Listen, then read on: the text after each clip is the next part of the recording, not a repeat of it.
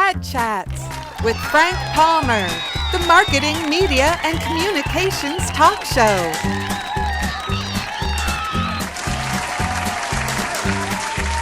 Presented by LifeWorks.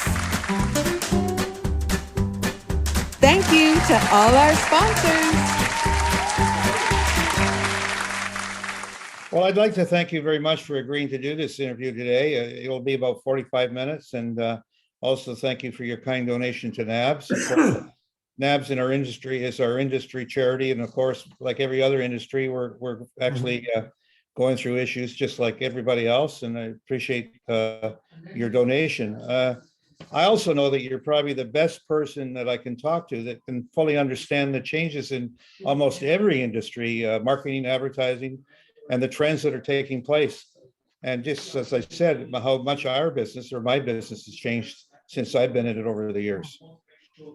And I also know a number of smaller advertising agencies that have been around for as long as I have, but their owners are now in their 60s or 70s, and they want to change. They want to get out of the business, or they want to live in the past. So I'm going to give some of our viewers today a little background on your very interesting career and get into some questions. Is that okay?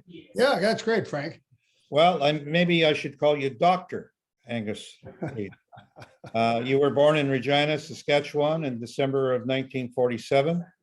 You're known for being a very successful entrepreneur, sociologist, but mostly as a pollster. Angus went to the University of Manitoba, where you received a BA and MA, and then to Carleton University, your PhD. You completed a doctoral thesis on the professional socialization of dental students. I didn't know that. I try to hide that. Trying to hide that. You didn't become a dentist, I guess. No, you could have been. Also, you took a position at the University of Manitoba Facility of Medicine. And I guess I should be referring to you as Dr. Angus Reid, or maybe Sir Reid. You're also the chairman of the Angus Reid Institute and CEO and founder of Angus Reid Global. You're a director of the Reid Campbell Group, which operates Rival Technologies and Reach 3 Insights. And your son, Andrew, runs Rival Technologies.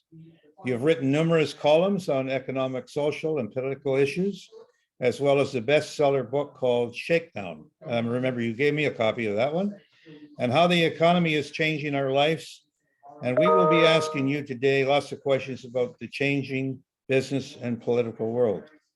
He's also the recipient of the Canada Council Doctoral Fellowship and Entrepreneur of the Year Award for the Pacific Regions in the Services category. And you were inducted into the Marketing Hall of Legends. So actually, you are kind of in the advertising business in some form. And in 1979, you founded the Angus Reid Group, a market research company that grew into the largest firm in Canada. Later, you sold it to Ipsos-Reid in 2000, and it's still a company that operates as part of the global Ipsos Group. And in 2004, you became the CEO of Vision Critical, a company that your son started.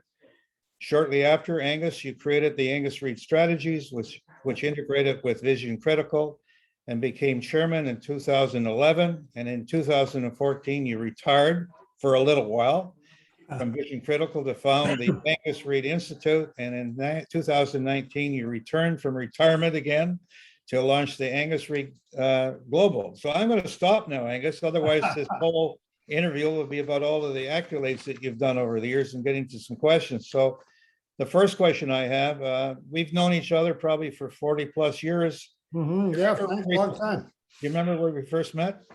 We met on an airplane. Were we coming from Winnipeg, or where were we? We were coming from Vancouver to Winnipeg. Vancouver, and you and I were sat next to each other. I remember it like it was yesterday. Exactly. Yeah. No, it was. Yeah, it was. You were the famous Frank Palmer. I mean, I found you'd refused to meet with me on a number of other occasions. I'm just kidding. Well, you've also been doing marketing and research pollster for what, 50 plus years, I guess now? I did my first survey in 1970, so 52 years ago. Wow. Yeah, it's been a long time. It's obvious that you must love the business, because you're really still today, I would say you're the number one name in this industry. Well, we've done a lot of work, particularly with my institute in the last 10 years to really, as a not-for-profit, do a high volume of research without having to worry about clients. In the business of research, everybody wants to tip the scales. They'll say, well, it'd be great if you could find this. I mean, and that's true in government and in business. We'll deal with some marketing guy who really wants to prove that his idea about an ad campaign or new product is the best idea. They come to me back in my commercial. They say, Angus, could you just do something to kind of maybe just twist your survey a little bit, And so of course, I never did that. But when I founded Angus Reid Institute about a decade ago, I wanted to have my own sandbox where I didn't have any clients. And I could, frankly, piss off anyone I wanted. So we could just do the research that we want to do, that we think Canadians need to have done, and not worry about the fact that the prime minister or some corporate guy is upset with us. So I'm going to get into that in a little while because I got some questions in that area, but it doesn't seem to matter if there's a poll on COVID-19 or gasoline or food prices or your favorite mayors or federal politics and who's going to win the next election. There seem to be all these polls seem to have your name on it. And I have a recent one here that it's just going to play here on the cost of food, which is on everybody's mind right now. So can we play that little video? More expensive. According to the nonprofit Angus Reid Institute, 4 in 5 people are changing up their menu. If you have a kid at home, a child at home under the age of 13, you're much more likely to report not only struggling more with meeting that weekly food budget, but also in terms of doing a lot of things to try and save money or cut back, much more so than if you don't have children in the household. About 62% of those surveyed are eating out less to save money. A little less than half are switching to cheaper, lower quality brands. And 35% are eating less meat. 21% are buying less fruits and vegetables. Angus, do you think it's going to get worse or is it going to improve? Well, it's unbelievable when you look at some of these food prices. I bought a steak the other day that might have cost me $20 3 years ago. It was $45 today. So, I mean, there has been a remarkable inflation, particularly in food, but also in housing prices and everything else. Now, is it going to get better or worse? Well, the government's moving in to try to increase. In fact, we're seeing pretty record increases in interest rates. This is an attempt to tamp down the demand in the economy. But there's other issues of supply chain problems, this war in Ukraine, price gouging from people who can do that. And we've got a dairy industry in Canada, which is heavily regulated. They basically have no competition. They just up to decided they were going to increase prices by about 17% across the board.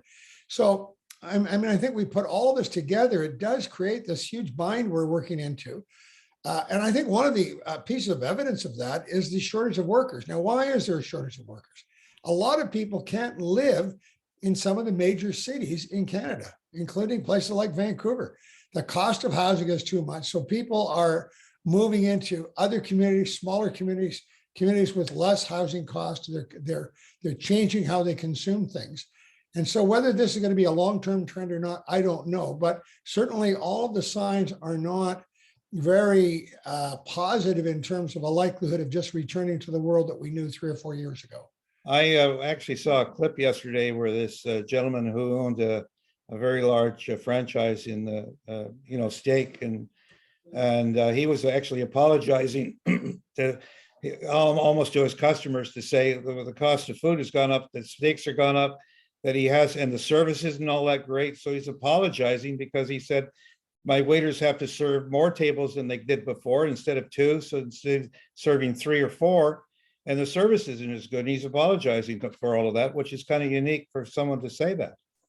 Yeah, well, I mean, this is the bind we're in, and there is a shortage of workers everywhere. If you go up to Whistler, there's restaurants that are not open because they can't find staff. Here in Vancouver, there's restaurants that are only going 4 or 5 days a week because they don't have enough staff. So it's a real problem. What has changed, Angus, from the time that you began your early career to conducting business today? I'm guessing a bunch, eh? Oh, yeah. And I'm going to ask you that question again, but I'm going to play this little video here first. Well, we actually sample young people from the Angus Reid Forum, and the proportion of young people in this sample is exactly equal to the proportion of young people in the Canadian population. So there is no particular bias there. Younger people represent a more difficult survey audience today than do their older counterparts. There's no question about that. But I can tell you one thing: if you want to survey younger people, the web is the only way to go. And these surveys, by the way, are not just done on laptop computers. They're also done on smartphones and on iPads. So we feel comfortable with the results in respect of young people. But I think that this particular viewer is right, that it's a tougher audience. But obviously we take great pride in trying to ensure that we have a representative group of young people. Okay. David Green says he doesn't really trust the validity of your poll. He says, I don't recall being asked my opinion. What demographic did you choose for your polls? Well, this is a question I've been asked for almost 50 years. I mean, when you only sample 4,000 Canadians, guess what? That means there's something in the order of, in terms of Canadian adults, 29,996,000 Canadians who were not asked. So, yeah.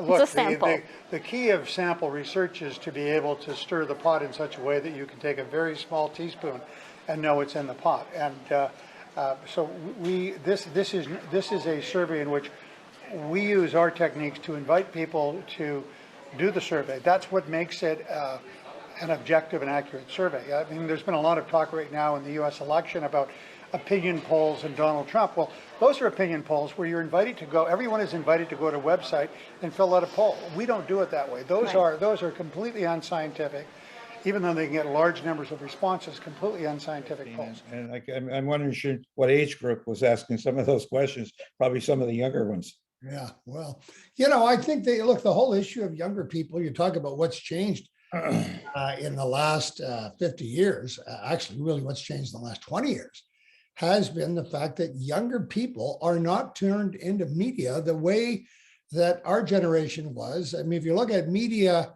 the role of media in people's lives in the 60s, we had television take over from radio and newspapers, and that television experiment, and that's how it'll be viewed in history, that television era from the early 60s until 2000, 2010 was really significant.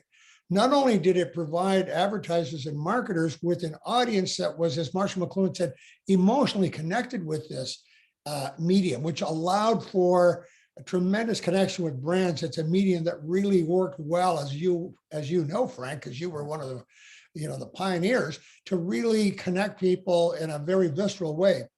But it also was the lens through which people looked at what was happening in the world. I mean, for most of that period in Canada, we had 3 or 4 networks, and those networks collectively were the lens in which we saw the news, what's happening out there. I'll tell you right now, Canadians under 40 don't watch television. Or they watch television, if they watch it, they're watching streaming services, they're watching things largely without advertising, they're watching YouTube, they're on social media.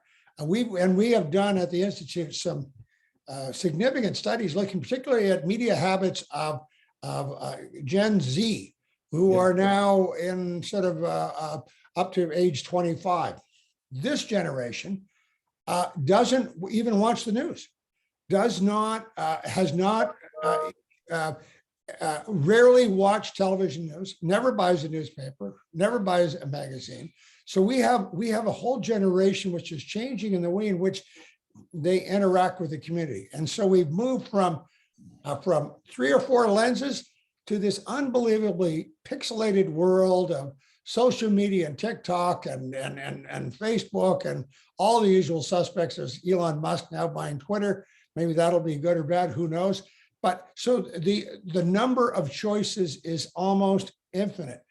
And this creates probably the biggest challenge, not just for advertisers, but for developing citizen values in our society. I mean, when the truckers went into Ottawa, we have these guys that, let's face it, many of them are a bunch of Yahoo, guys from wherever. They got nothing to do in the middle of the winter, so their trucks arrive in Ottawa, and they figure, well, it's perfectly acceptable for them to just take over the city for a month.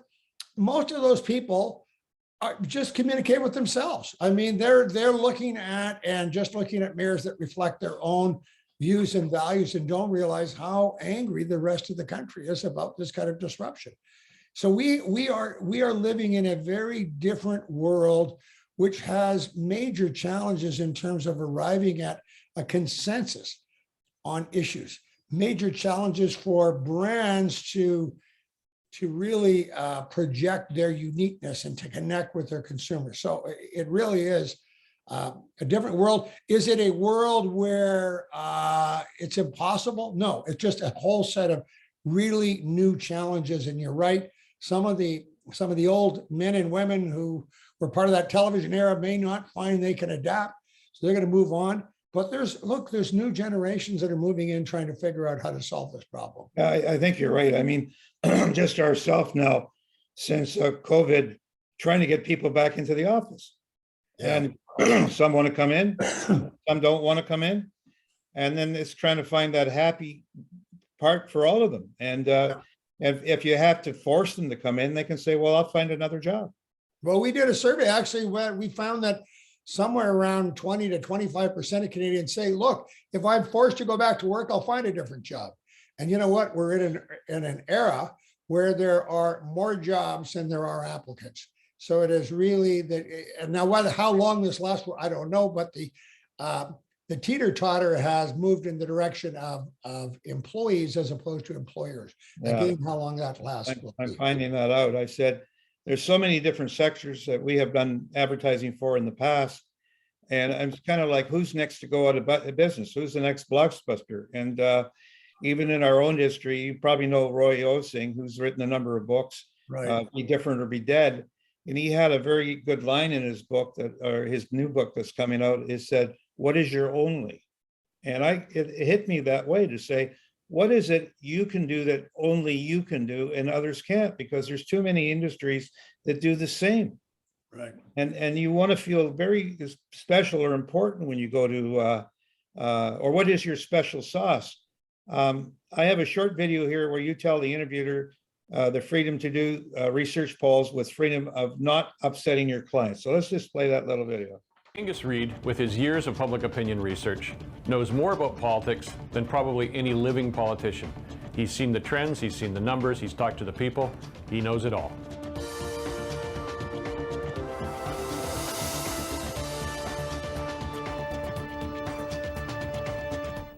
Good evening and welcome to Voice of BC. I'm Vaughn Palmer, and here we are nearing the end of a national election campaign. And if you haven't been contacted by a pollster during this campaign, I must assume you're living in a cave somewhere in the mountains, since there's a lot of talk about polling. I'm delighted to say on the show tonight we have the grand old man of the polling industry in Canada, Angus Reid. Welcome to the show. Great to be here, Vaughn. You don't mind being called the grand old man of polling? Well, I'm 67, soon to be 68, retired guy, so I guess I can look back at a lot of changes in this industry. One of the biggest changes involves you for a long time. I mean, you've been associated not one, your name is on two of the big polling companies in Canada, and you've just turned yourself into an institute, which I hope doesn't mean you're going to be institutionalized. Tell me about it. Well, I ran Angus Reid Group until really from the mid-'70s to 2000. We sold that to Ipsos in 2000, and it became Ipsos-Reid. I'm not associated with Ipsos-Reid anymore. And then I worked with my son on Vision Critical, which is a polling software company that's done very well. It's got about 750 employees. And I was CEO of that from 2000 basically until last year. And I really decided as I approached retirement that I wanted to develop a not-for-profit, non-commercial polling organization. One of the problems in the polling business is that you've always got clients, and you're always afraid, well, if I do a poll on this, maybe I'll upset someone. We don't want to have any clients. We have no commercial clients, no political parties, no government. So we're able, and I've been fortunate enough to have done financially well in my career. So I used my own resources, and we received CRA approval to form up what is basically a not-for-profit foundation. And its goal, its purpose is to do public interest research. So most of the work that we do is on public policy issues, and a wide range of them. And as I say, without any of the interference that comes from worrying about upsetting some client out there, which tends to be one of the kind of hidden secrets, if you will, of the polling industry. Not that anyone would ever make up, some fake answers, but if Air Canada is your client, are you really going to be doing polling on their new baggage charges? Well, we don't have to worry about that. So we've looked at a wide range of issues and are having a lot of fun doing it, and hopefully moving the policy needle a little bit. So that's really the purpose of the Institute. And we've been up and running for about a year. I found that one very, very, very interesting because having been in the ad business for a number of years, as you know, sometimes we get a client that comes in to tell us what they want us to say about their product. And we say that, we have to find a way to lie about it. And it's not as good as you think it is. And I'd love to be able to say that. I have a little joke here that I tell different clients, where the owner of this large dog food company said to his marketing director, "Go and hire the best marketing company in the world, and also I want to spend $15 million, and I want the best spokesperson because our sales of dog food are down. And over the next 3 months, I want you to do this." So he comes back 3 months later and he says to the marketing director, "Did you do what I told you? Did you spend this $15 million? Yeah. Did you hire the best advertising agency? Got the best advertising agency, the best spokesperson?" He said, "Well, our sales are still down." He said, "Sir, I went to the Angus Reid Institute and they found out that the damn dogs won't eat it." and it's like, you'd love to say to a client, if you just change your product ever so slightly or your service, you'd do better. And it allowed me to go to another clip where the same interview on the election where you said we screwed up. Let's just play that little clip. Oh my God. Decades of polling. Your call on the BC election, the last poll you put out just before we voted, is the biggest miss in 5 decades of polling. What happened? What went wrong? Well, in a nutshell, there's some things that went right. We did four polls during that campaign. All of them, by the way, on our own ticket. So we had no media paying anything for it. And as a result, we learned a lesson. You can't underinvest in these things. But we had at the start of that campaign, the NDP ahead by 21 points.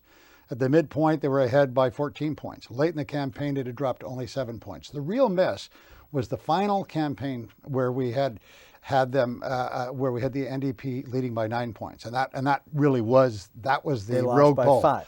That was the rogue poll. And what happened was that the Kinder Morgan issue had become a really big issue in the interior, and we missed it with younger voters. That actually served to ignite a level of interest among normal NDP supporters in the interior who either wouldn't vote or if they voted would vote for the NDP. Now there's a lot of weighting and a lot of other things that go into the calculation of polling. That particular poll did not have the kind of investment it should have had to really bring those numbers to bear. And it was, in my view, it was a screw up. And some of the people that were associated with that are not there anymore. And we've done 5 elections since then, which have all been spot on.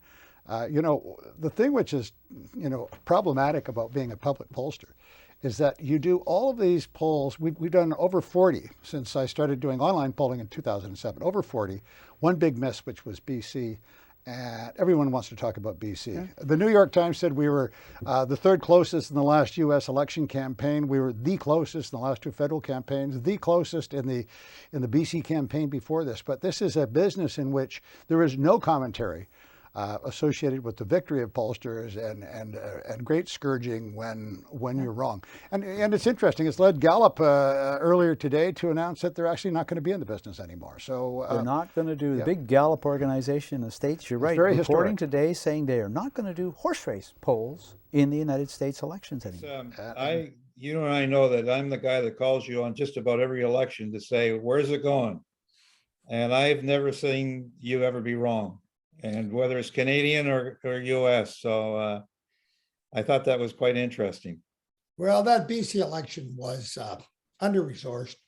And I won't go into names, but it was run by someone who was in a hurry to put that out, and I should have spent a little bit more time looking at that. And you know, we did a very big deep dive afterwards. But as I mentioned in that interview, we, you know, it's not like we upset any client. There wasn't anyone who paid for that. Yeah. I paid for that. So I frankly upset myself, because we do look at, we don't have to always be the most accurate, but when you make a miss and you say X is going to win and Y wins, that's considered to be a big miss. So that probably is the biggest miss in my career. And you know, you wear it, and probably done overall in 50 years, I don't know, a couple hundred political polls. So one in a couple hundred, I guess you just. Pretty good odds. I'd bet on you every time. Does the size of a poll make a difference or make it more accurate?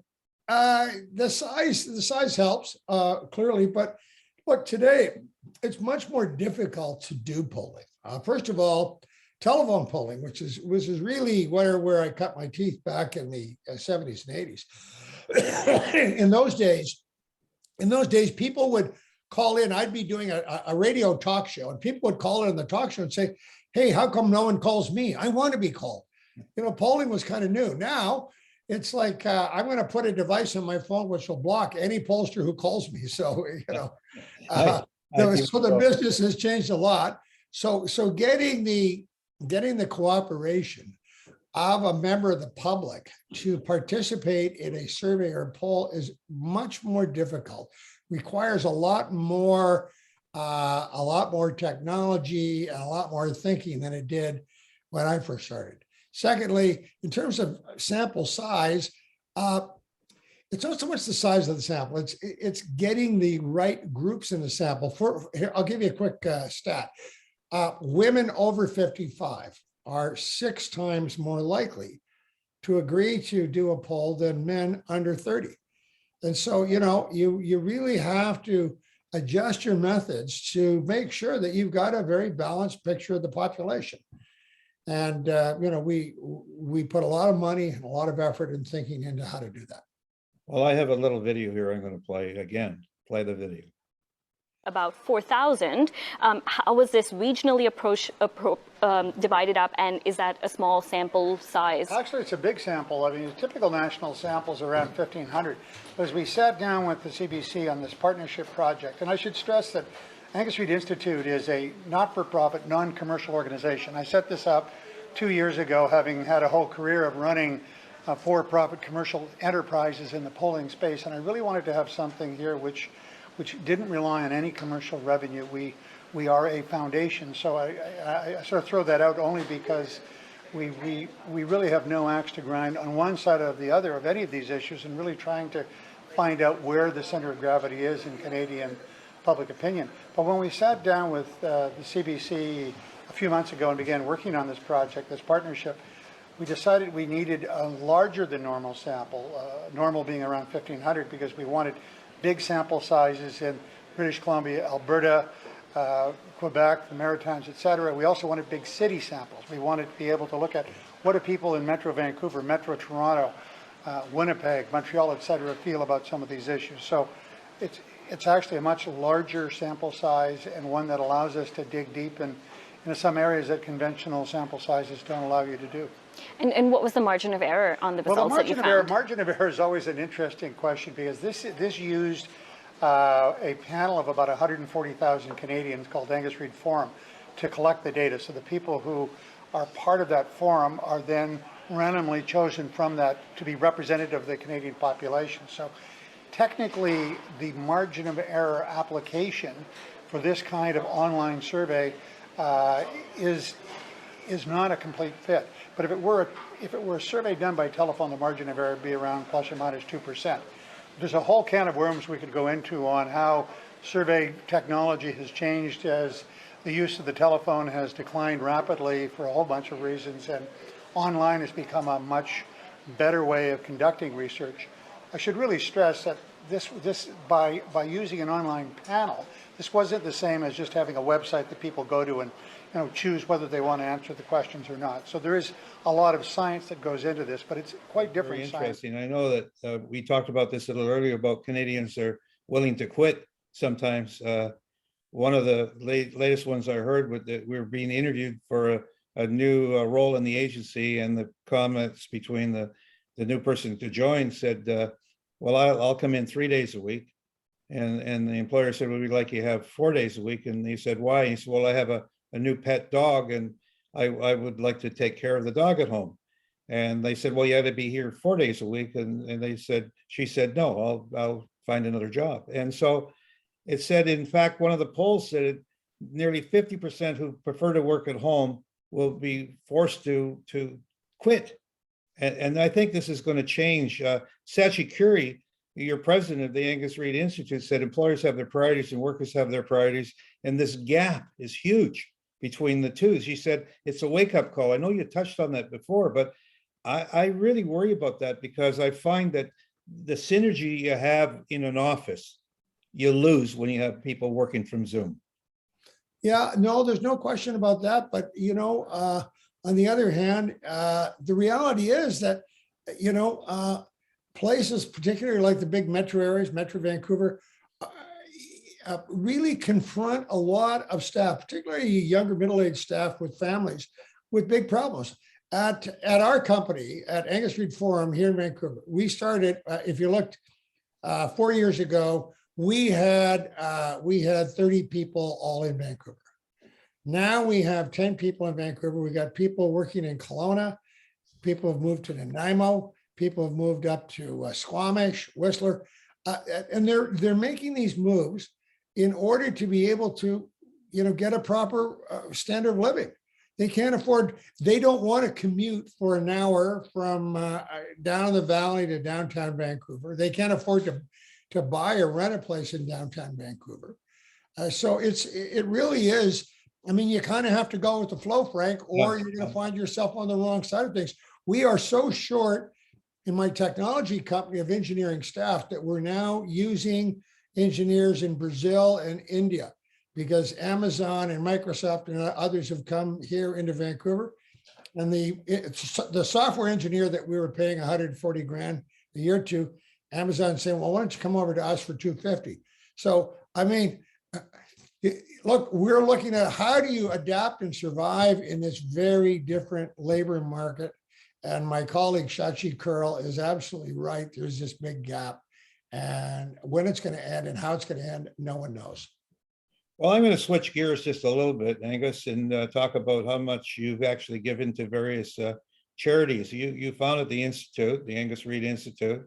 You're a major funder of the Monarca Foundation, a charity helping families with emergency food and medical supplies and schooling in Mexico. And I know when I had this back surgery, you've donated to the VGH up there. Your name's on the wall in the plaque. How do you pick the charities that you donate to? Well, I guess it comes down to looking at those areas which have affected my life. I mean, in the case of VGH, I made a couple of major donations there. Why? Because I've had a couple of operations and received some medical services there that were extraordinary. And I was asked, hey, could you help us with a new surgery center or a new x-ray? And, it's pretty hard to say no when you've been helped so much by people. Then I've got grandchildren that are in school, and the schools are struggling. So so education has also been a focus of mine. And excuse me, we funded everything from the Global Reporting Center at UBC to some local high schools. And so education is another big category where we feel some extra funding can make a difference. And you were also a member of the committee of the board of directors of Rick Hansen Foundation, which I was just talking to you last week, and you helped him a lot. And do you feel that was there a family issue here that sometimes people just feel comfortable in doing it? I said to Rick on the phone, I said, I never thought about me being healthy all my life and not having too many issues until I had a back problem. Now I would donate to the VZGH because he said, you're absolutely right, Frank. He said, most people don't think about it until something happens to them. Yeah. No, and I think, and also I'm fortunate in having a couple of very good exits from the companies that I've started. And so, when I guess, I grew up in I guess what I can say unabashedly was the kind of Christian Catholic tradition, which was to whom much is given, much is expected. So, and I'm not trying to turn myself into a saint here, but I think that there's a responsibility for people with the resources to do what they can to help out institutions and individuals in our society. Well, that's very good. I mean, what would you think about what kind of legacy would you like to leave behind? I mean, what would you like to have people remember you for? Well, I mean, I'm 74, so I guess I better start thinking about that. Look, I've devoted my life to public opinion research. That's sort of been that's been the focus of my work and activities. And I would like to think that we've been able to move along the art and science of that we've had an impact on some policy issues that have emerged. I mean, we've done a small example, a lot of work in the pharmacare area, trying to point out how many Canadians are either not using the prescriptions they've got or only using part of them because of financial pressure, and helping to, I think, at least shed some light on the need for some relief for those people. So, I've spent my life, trying to hold up a giant mirror and allow Canadians and Canadian society to look at themselves. And hopefully when I'm gone, some of that work can be looked back as having a bit of an impact. And you know what, there's another generation moving along. I've had the opportunity probably over my decades in this business to work with and have, I don't know, somewhere around 1,000 or more employees.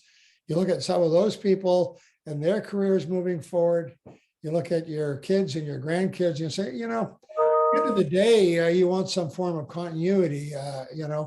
Not everything has to be a plaque or a statue. There's the real life legacy of people who maybe have moved ahead as a result of your activities and who themselves will make a contribution. Well, I'm going to move on. Just a few more questions. I have a few questions from the audience. Also, I said, have you ever had any polls that you've turned down?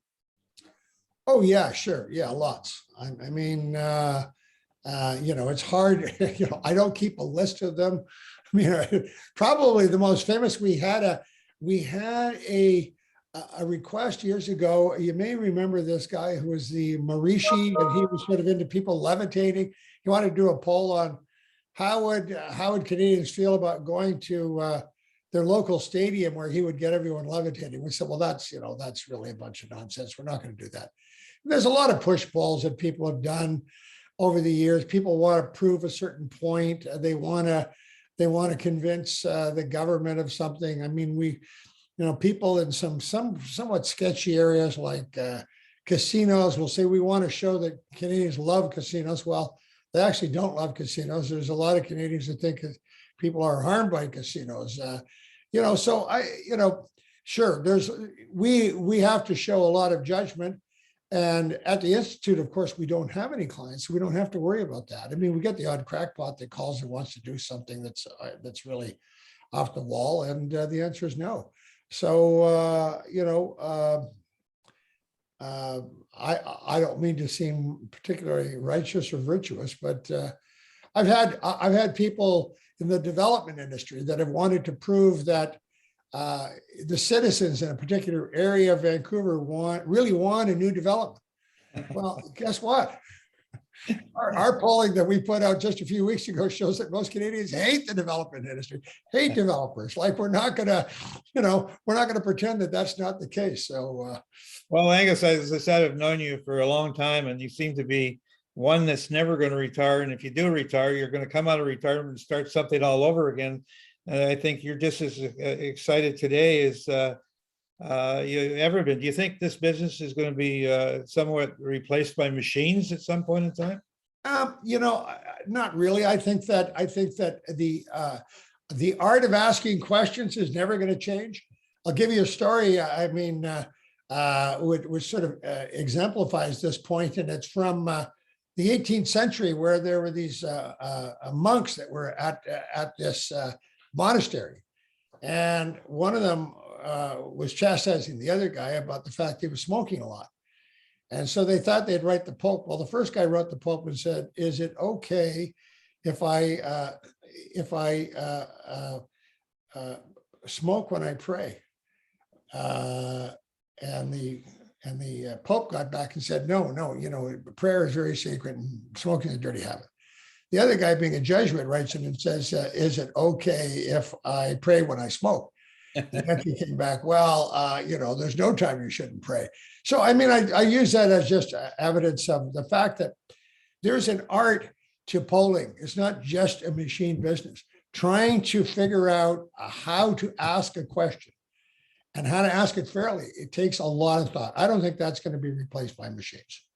Is there any industry that you can think of that should pay more attention to public opinion? Well, I think, I'm amazed at how many industries these days pay a lot of attention to public opinion. I think that, if there's any beef I've got is that we have a government system in Canada that elects basically a dictator for 4 years. And even though the federal government does a lot of polling, a lot of push polling and other stuff, they basically can be in contempt of public opinion for a long time because we don't have the checks and balances that you have in places like the US. We have MPs who have no authority. If you say, hey, I feel this about some issue, they'll just kick you out of caucus. So we have a bunch of parrots in our caucuses. We have even cabinet members now who, if they're not towing the line, and we saw Judy Raybould Wilson or Wilson Raybould getting booted out because, Trudeau didn't like what she was saying. So I think that, yes, there's a lot of interest in public opinion and consumers. I do worry about the shape of government and the tendency in our Canadian system to have governments that can be pretty much insensitive, except when elections come around, to the shape of public opinion. Well, I guess that's about the time that we have today for the interview. And myself and NABS would really like to thank you for both the donation that you've kindly given, but more importantly, for your insight to where the industry is going and what's important in polling. And I'd like to thank you very much today for this. Frank, it's been great. Well, I've known you for a long time, and you talk about someone who keeps going. You are the ultimate ever ready bunny. So thank you. I think you're right along there with me, and I look forward to the next lunch that we're going to have that you're going to buy for me. Okay, Frank. It's been fun. Thank you.